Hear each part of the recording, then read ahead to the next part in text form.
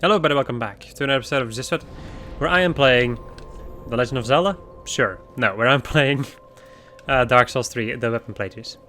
Last episode we finished off Anor, got killed by an invader, got killed by Halberts. Yeah, seems about right. And yeah, today we're gonna go into Irithyll dungeon. The next step of my journey.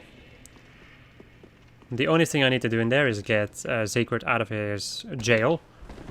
And get the golden serpent ring so I can get the sign of avarice.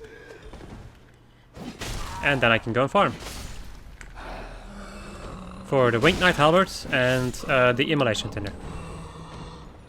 I don't think there's anything else in there that I need to care about. I wonder where the easiest place is to farm this guy. This is a pretty good spot though. Oh boy. Just gonna stand there and... Just gonna stand there and watch me burn. Gotta love those songs that my sister used to listen to, and I used her MP3 back in the day. Or MP4, I think it was, at that point. And yeah, those songs are engraved in my mind. Because I've heard them a lot of times. God damn it, you dodged. How could you? How could you avoid my attack? Whereas other people would say, how dare you invade, yeah, no, how dare you avoid my attack. Ow. Let me just go and roll. You're gonna shoot me with your arbalist. No? There we go. Yeah, I feel like parrying is... I should only parry on enemies that I know that I can parry, I feel. Like weapon types or enemies that I know I can parry. Because the only thing I do is bring myself into more dangers when I miss my parries. Which is the entire system around a parry. It's supposed to be a little bit risky, but it gives you a really big reward if you can pull it off. Let's see how this is gonna go, eh? Running attack. And oh my good lord. Okay. I don't have as much damage as I want to have. Because that is 3 hits, I think. 1, 2, and 3. So that's a bit of health that I lose. Every single time that I fight one of these things. Fuck you. And goodbye. So I was thinking about this earlier. I wasn't sure because, like, the weapon still does 375 damage. But the combination of the fact that it attacks pretty dang slowly, and it not particularly doing that much damage. Like, it's fine, it's not bad, but it's not amazing actually. I like Halberts still though. I think it's a fine weapon to use. It's not bad, like for instance spears are. But it's also not amazing. But also, I'm only using the glaive right now. It could be that there's like a better strength. Or like just a better halberd in general. I think, I'm not sure about this, but I think that the split leaf greatsword, which is the halberd that I can find in the Ring City DLC, I think that one's going to be better than this one. It's also going to look more like the weapon that Dimitri uses, so I'm probably going to be using that one. Depending on how much damage it does, of course. Like, if it does less damage than the weapon that I'm using at that point, then I'm not going to be using it. Because the only thing I care about is freaking damage. I'm not going to die to a mimic. Hell no. If I'm not gonna die to a mimic's normal slapping attacks. If I get bitten, sure, but not by getting slapped, because that's pathetic.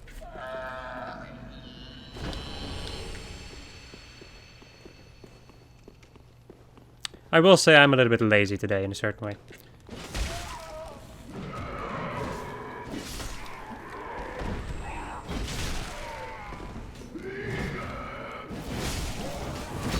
I was like, was that gonna hit?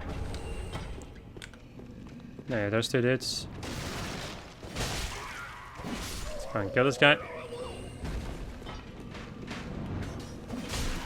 You just get 2-shot, wow. I'm gonna get hit, yep.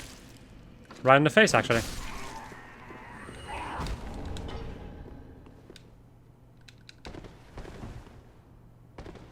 Yeah, no, I'm a little bit lazy today. Well, lazy.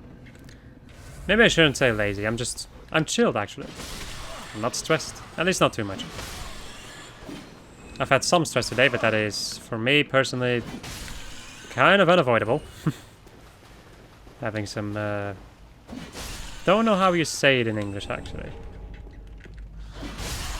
I basically have, like, the last couple of years have been so stressy for me. I've had so much stress and hyperventilating and a lot of bad stuff. To the point that it just sticks around. Even when I'm not supposed to be nervous, when there's nothing to be nervous about, I can be nervous. Is that anxiety? I think it is. Like, it's a little bit, it's definitely some form of anxiety, that's a fact. I just have well, I don't really have a good idea where it's, like, I don't know, man, I'm working on it. I'm not going to talk too much about it because that's another one of those things that's really, really confusing for me to talk about. That's why I go to people who can help me.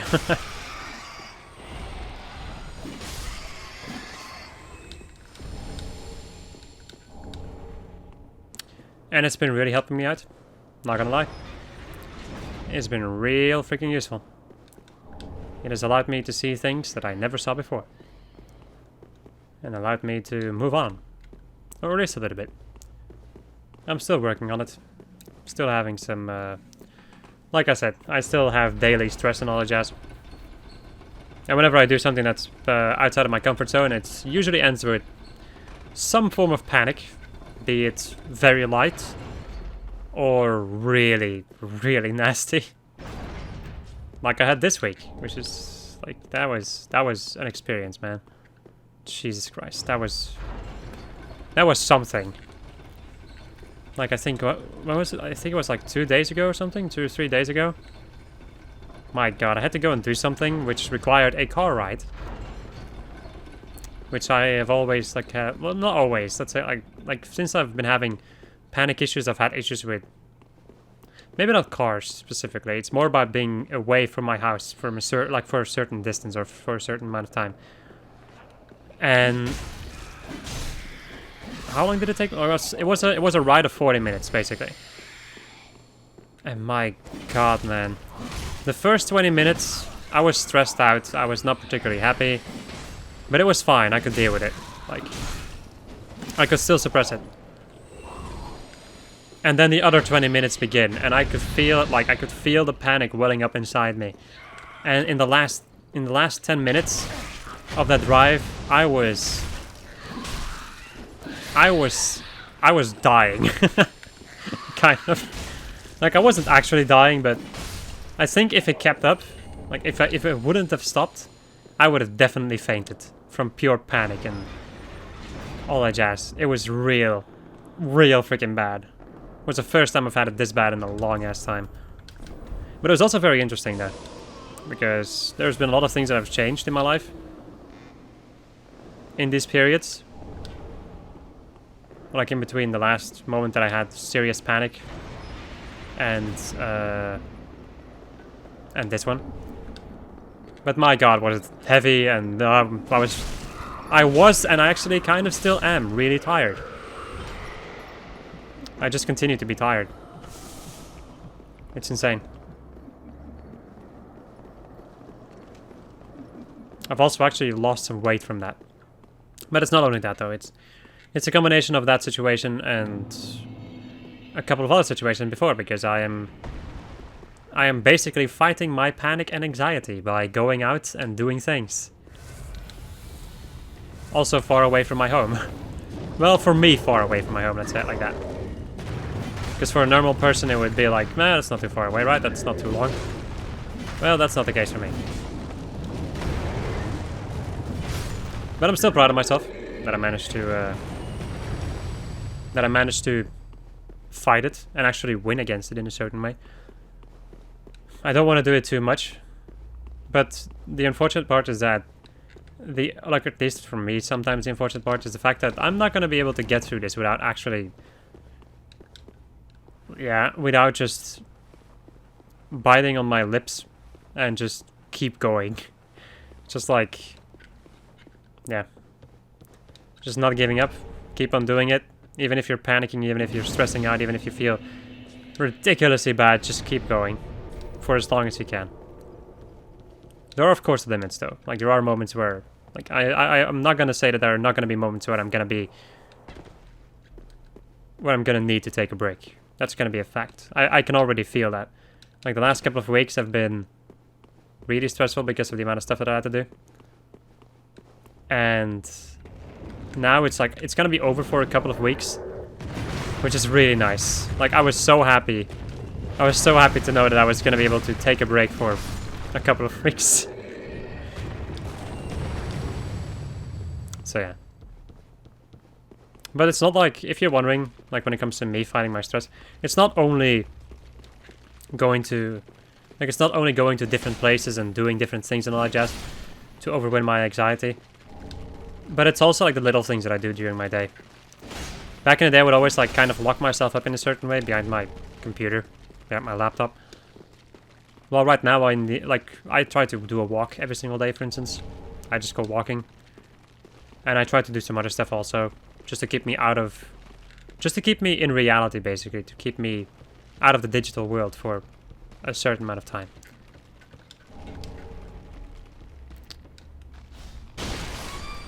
So yeah. Meanwhile, I've been doing almost all of Irithyll Dungeon. Well, at least all the stuff that I care about. Oh well, I just thought I want to talk about it because I feel like it's something that... It's something that doesn't really get talked about too much. I feel like it's coming up, definitely. Or at least in Europe. Or at least in my country, let's say it like that. It's coming up where people are gonna feel a little bit better. Like sharing their issues and talking about it and all that jazz. Because like, this is something... I feel like this is something from like the older generation. Where... you basically get laughed at if you have some kind of a psychological issue that isn't like a serious one, if you know what I mean. When it's something like when you can still function as a normal human being, but still have a lot of have a really bad time, like feel bad and yeah, just like, I think you know what I mean, like an issue like mine, for instance. People who see me out on the streets, or people who know me, or like just friends or whatever, or when I'm doing certain things, like you would not think that I would have these issues. Like even in my videos, I would say, if I didn't talk about it, I don't think anybody would ever think that I would have these issues. But my god, do I have these issues. And I talk about them, which makes it so that yeah, it made it so that I got help in a certain way at a certain point. Made it so that I looked for help and actually found it. Made it so that a lot of people understood what I was doing. Like any weird behavior I've ever done usually has something to do with my anxiety. So yeah, if you struggle in any way, shape or form, I would definitely recommend talking to somebody. Especially people you trust, of course. And people who, like, maybe you can try to look for people who are a little bit more on the emotional side, if you know what I mean. Like less rational, more emotional. Because that's another thing that I feel is, like, when you try to explain this issue to a rational human being, like somebody who's like more rational than emotional, then you're usually gonna get the reaction, or like the answer of like, but why don't you do this? Like, hey, why don't you just calm down? Why don't you just go and take a walk? Why don't you just read a book or whatever? But those are the things that you don't usually want to hear. Like, it also doesn't help sometimes, with my issue in any case. It doesn't help. I cannot distract myself. I have to, with me, like, to overcome this issue, I have to fight it. I have to look my issue dead in the eye and spit in its face. That's what I need to do to win this. Which makes it very difficult. But my god, is the reward gonna be satisfying. When I finally have a pretty good control over my own psyche. I would say that, like, when I was younger, like before all the shenanigans started, I was really confident and really, well, I knew what I was gonna do. I knew what I was gonna do. I know what I was doing, and where am I trying to go with this? I forgot it again. It's also because I'm playing Dark Souls at the same time, which requires some attention sometimes.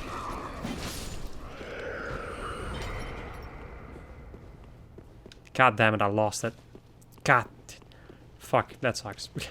Oh no, wait. Well, doesn't matter, man. The moral of the story is that I have to fight my issue. And some other people also, probably, to a certain degree, but maybe not as heavy as I need to do it. I don't know, though. The thing I will definitely say and will always stand by is that you do not need to stay with your issues. You do not need to hold them to yourself, because it's only gonna lead you to more pain. Of course, with me personally, I have had the liberty of having amazing parents who have stood by me for the entirety of my issue and are still standing by me. And also friends, like I have a lot of people who are standing by me and helping me and all that jazz. So I'm really lucky that I have that, but I've also heard, like I've talked to some people who have some issues here and there, and not everybody has that, which is unfortunate, but then, yeah. Then you should try to look for somebody. Either professional or not professional, like somebody we can trust.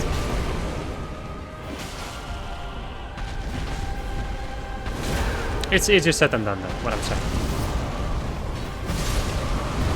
Like I said, if there's one thing that I've been lucky with, it's definitely my parents and my friends.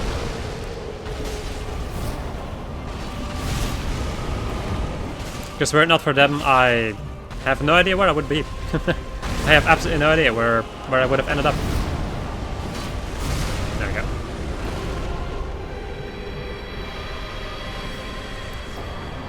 So I will forever be grateful for them, or to them, for what they have done for me. And I will win this battle, and I will make them proud. All of them. Because that's the least I can do for all the efforts that people have put into me. So yeah, that was 17 minutes. Did I talk about that for 17 minutes? Maybe. You know what? It meant that I was like, I feel like I need to talk about it. That's the thing. Even though I'm talking to myself, like there's nobody in my room. It's just me. Even still, like sometimes I feel like I just need to talk about it. Even if you have to talk about it against yourself, like just talk about it, man. Just throw your issues out there. Communication is the best thing you can do. Having a relationship where communication is really good between you and somebody, like when I mean relationship, I also mean friendship, like not only actual relationships, but like friendly relationships instead of love relationships. Just being able to talk about stuff with people is amazing. It's the best feeling.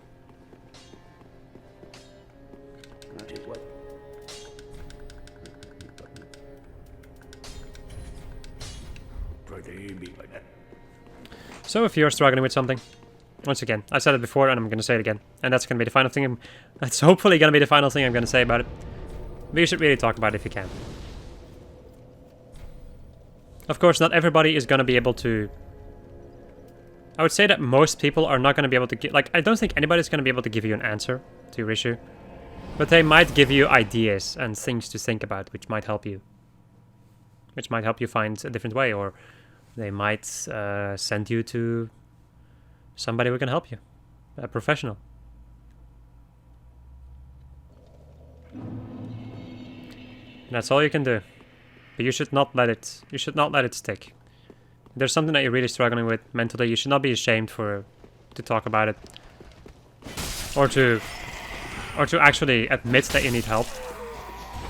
This is something that I had an issue with in the beginning of my my entire anxiety issue. At first I also didn't really know what was happening, so... And when I started to like figure out what was happening, I still wouldn't admit to it. I didn't want to give up. But Yeah, no. If I had looked for help from the beginning, it probably wouldn't have escalated as bad as it did with me. And also, if you have somebody who, like, yeah, if you have somebody who is struggling with this kind of stuff and don't really know what to do, like, talking can do a lot. But I will say, for me, it's very easy to say all this stuff because I'm very good at talking. Sometimes. In my own language, definitely. Like, in English, I can fuck up quite a lot of times because it's not my birth language, and there's still a difference between speaking your native language or speaking a language that is not your native language. Yeah. I can talk to people and I can help people by talking to them. And I can also talk about my issue pretty dang well. But the thing is, like, that has not always been the case. I forgot to say that. Like I said in the beginning, like, I did not want to look for help and all that jazz. I did not really want to talk about anything. And yeah. Now, after all the years of shenanigans, I now know that talking is the best thing you can do. I've always been a big talker, though. That's like a thing that's always been the same. But now I can talk better. I can also talk about, like, I can talk about psychological issues. I can inspire people in a certain way, which is really nice to do. I really like doing that. If I can inspire other people to do things or to fix certain issues or just make them happy or whatever, that's all I need.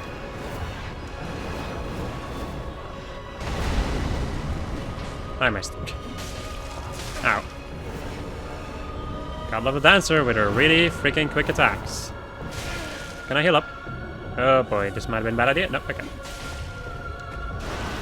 I'm gonna heal up again, because I am very much scared of this lady. Ow. God damn it. One.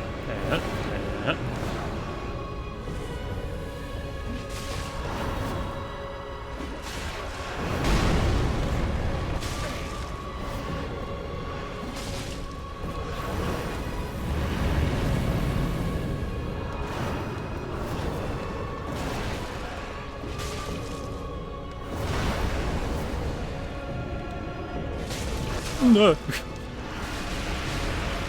Yeah, I'm concentrating against the dancer though, because the dancer can, yeah, she can really fuck me up if I don't watch out. So there we go.